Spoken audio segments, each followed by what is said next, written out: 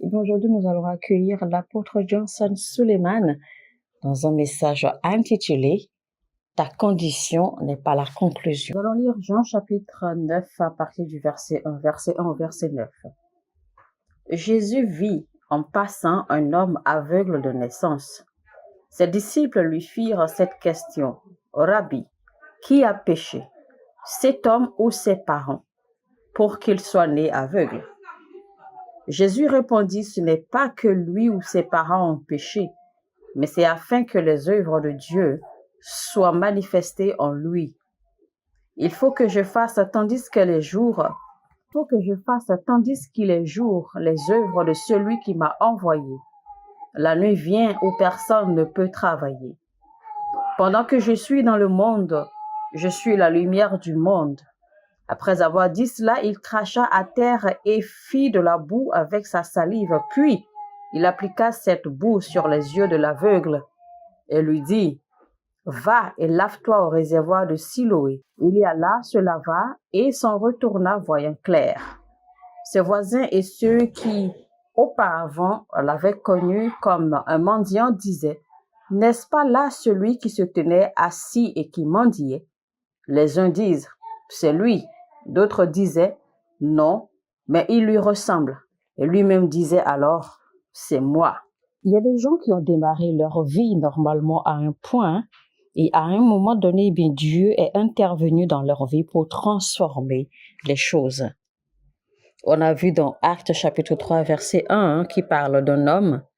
Cet homme était porté quotidiennement à la porte appelée la Belle. Et alors Jésus vint, Jésus l'a rencontré, entra dans sa vie, changea sa vie, le transforma et fit de lui un centre d'attraction, ou en d'autres termes, un centre d'attention. On peut voir également dans Jean chapitre 8, versets 1 à 11, on voit cette femme qui avait été prise en flagrant délit dans un acte d'adultère. Mais quand Jésus entra dans sa vie, son histoire avait changé parce que Jésus n'a pas considéré sa condition présente. Jésus n'a pas considéré son histoire, mais Jésus a plutôt considéré ce qu'il a été écrit d'elle par Dieu. Donc, Jésus n'a pas regardé les accusations qui étaient contre cette dame et non ses crimes, mais Jésus a changé sa vie et a fait d'elle une nouvelle personne. Eh bien, l'histoire de cette dame, en fait, nous révèle les réalités même de la vie quotidienne. Cette dame a été prise en flagrant délit, en acte d'adultère. Mais c'est elle seule qui a été accusée, elle seule qui a été pointée et elle seule qui a été traînée devant Jésus-Christ pour être jugée. Mais où était l'homme avec qui elle était? Où est l'homme avec qui elle commettait l'acte? L'homme n'a pas été présenté pour être jugé. Seule elle, la femme, a été présentée pour être jugée. Et quand vous regardez un peu l'histoire de cette dame, puis l'on se pose la question, qu'ont fait les femmes pour que la vie soit injuste à leur égard? Et quand vous regardez un peu partout dans le monde aujourd'hui, eh bien, il y a cette injustice sociale qui frappe la gente féminine. Et quand on regarde la vie, eh bien, la vie n'est pas du tout juste en ce qui concerne les femmes. Quand les choses ne vont pas bien dans un foyer, eh bien, c'est la femme qui est toujours pointée du doigt. Quand un enfant n'est pas bien éduqué ou quand un enfant se comporte mal ou quand un enfant ne réussit pas, eh bien, c'est toujours la femme qui est toujours pointée du doigt. On met toute la responsabilité sur la tête de la femme, malheureusement. Quand dans une famille ou dans un foyer, eh bien, le couple a des difficultés à avoir d'enfants, eh bien, c'est toujours la femme qui est accusée premièrement. Alors, quand on voit toutes ces réalités quotidiennes qui se passent, qui se déroulent sous nos yeux, l'on se pose la question: qu'ont fait les femmes pour mériter cette injustice de la part de la vie? Donc, cette dame, en fait, quand Jésus l'a vue, eh bien, quand même elle était coupable, Jésus-Christ n'a pas considéré sa culpabilité, mais Jésus-Christ l'a plutôt regardée avec un cœur de restauration, une pensée de restauration. Et donc, Jésus-Christ, en fait, revenait de la montagne, du mont Olive. Donc, il revenait, en fait, de ces moments de prière quand on lui a amené cette dame pour juger. Et donc, sa vision de cette dame ou la perception qu'il a eue de cette dame était différente de celle du peuple. Donc, cela traduit que quand tu es une personne de prière, eh bien, ton envie, d'accord, ou ton rêve, tes émotions sont beaucoup plus orientées sur la restauration. Alors, le verset que nous avons lu, la Bible nous fait comprendre que Jésus-Christ passait avec ses disciples. Aussi, pour retracer rapidement que chaque fois que tu vois Jésus-Christ, eh bien, tu vois toujours ses disciples à ses côtés. Quand Jésus-Christ était aux noces de Canaan, eh bien, ses disciples étaient avec lui. Partout où il se déplaçait, ses disciples étaient toujours avec lui. Et cela est fonction de l'unité qui les rendait soudés. Donc, chaque fois que Jésus-Christ devait opérer un miracle, eh bien, on le voyait toujours en présence, toujours accompagné de ses disciples. Ce qui traduit que pour qu'il y ait des manifestations de la puissance de Dieu quotidiennement, eh bien, il faut l'unité dans un corps. Et chaque fois qu'il y a une dispute entre un homme et sa femme, une querelle, eh bien, il faut savoir que c'est parce qu'il y a quelque chose de bien qui est sur le point d'entrer dans leur maison ou dans leur famille. Et le diable utilise cela, d'accord, pour causer des troubles. Et les deux se querellent où il y a dispute.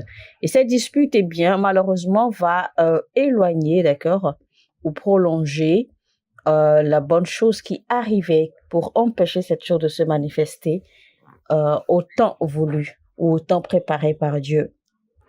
Et donc, c'est parce que l'ennemi veut empêcher ou stopper quelque chose de bien que Dieu veut faire dans leur vie. Quand Jésus et ses disciples ont rencontré ou croisé cet homme aveugle, eh bien, les disciples ont posé la question à Jésus-Christ de savoir qui a péché dans la famille de l'homme pour que l'homme soit né aveugle. Parce qu'ils savaient en fait que c'était ça, en fait, la structure de la vie, qu'il fallait que quelqu'un pêche ou que quelqu'un ait fait quelque chose de mal pour en subir des conséquences telles que être né aveugle comme cet homme était né aveugle. Donc, ils se sont demandé qui a péché dans sa lignée.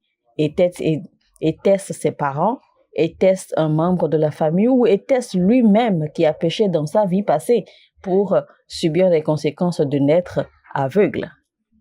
Mais Jésus-Christ spécifiquement a dit non, que cet homme est né ainsi aveugle pour que la gloire de Dieu puisse se manifester. Et donc, sur la force de cette déclaration, de cette parole, je prie pour vous rapidement et je déclare que dans le nom puissant de Jésus-Christ, que dans les prochains jours, vous serez cet individu, vous serez cette personne, vous serez cette femme, cet homme que Dieu va de façon spécifique toucher, que Dieu va de façon spécifique prendre, choisir, sélectionné pour manifester la puissance de Dieu, pour manifester sa gloire, pour manifester sa grâce dans le nom de Jésus-Christ. Amen. Et ensuite, Jésus a dit autre chose. Il a dit, il faut que je fasse l'œuvre de mon Père, l'œuvre de celui qui m'a envoyé pendant qu'il est encore jour. Écoutez ceci, le destin n'attend personne. Et le destin n'a pas de temps pour ceux qui perdent leur temps. Si vous devez accomplir votre vie de façon maximale, si vous devez accomplir votre destin de façon maximale, eh bien, vous devez maximiser le temps. Vous devez mettre un accent particulier sur la gestion du temps. Vous devez donner de la valeur au temps et apprendre à dépenser ou gérer le temps au maximum.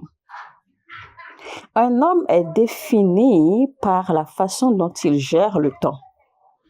Il est écrit dans le livre de Samuel que les affaires du roi demandent un empressement. Les affaires du roi réclament un empressement, réclament une urgence pour être faites.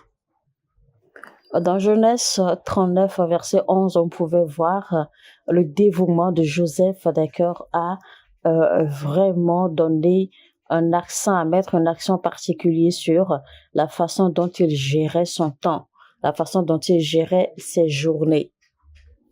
Donc, chaque jour, Joseph s'occupait de ses affaires, il s'occupait de ses devoirs. Et donc, il faut comprendre de cela que toute personne qui désire la grandeur doit avoir une importance particulière pour le temps. Et tout grand homme que vous voyez est très, très conscient de la valeur temps. Ceux qui perdent beaucoup le temps gaspillent le destin. Jésus a dit dans Luc 2, verset 49, « Ne saviez-vous pas qu'il faut que je m'occupe des affaires de mon Père ?» Ensuite, il a dit dans Proverbe 22, verset 29, il dit ceci, « Si tu vois un homme qui est habile dans son ouvrage, il se tient auprès des rois et il ne se tient pas auprès des gens obscurs. » Donc, un homme qui est diligent, un homme qui est dévoué, d'accord, à son œuvre, eh bien, il finira par réussir et il se tiendra devant les rois. Et donc, un homme pareil est un homme qui connaît ou qui maîtrise la gestion du temps. La vie te traite selon la façon dont toi tu gères le temps. Il y a des gens qui portent tous les jours une montre à leur poignet mais n'ont aucune maîtrise du temps. Vous devez toujours être conscient du temps. Le temps, c'est la vie. Le temps, c'est l'argent. Et si tu ne comprends pas l'urgence du temps, eh bien, tu risques d'être victime de la vie et des circonstances. L'expression que nous allons décortiquer dans ce même verset, c'est que les gens, après que Jésus-Christ ait touché les yeux, ait prié sur les yeux de cet homme et lui ait demandé d'aller se laver au Siloé, eh bien, la Bible nous fait comprendre que tous ceux qui connaissaient cet homme, en fait, se posaient des questions. Est-ce vraiment cet homme qui avait l'habitude de mendier à la porte? Est-ce vraiment cet homme qui est né aveugle? Donc, les gens essayaient en fait de savoir si c'était lui parce qu'ils ont constaté la transformation après que Jésus l'ait touché. Et donc, en fin de compte, donc, les gens ne cessaient de poser des questions. Certains disaient que non, ce n'est pas lui, mais il lui ressemble. D'autres disaient non, c'est lui. D'autres se posaient la question, est-ce vraiment lui? Etc. Donc ici, il faut retenir que peu importe ce que les autres disent de vous, c'est ce que vous dites de vous-même qui importe le plus. Donc, cet homme s'est simplement contenté, d'accord, de dire ce qui était. Il n'a pas cherché à argumenter avec eux. Il a simplement dit, je suis celui-là même. Donc, c'est pour vous dire que dans la vie, ne dépensez pas de l'énergie à répondre aux accusations ou à répondre aux attaques ou aux provocations des autres ou des gens.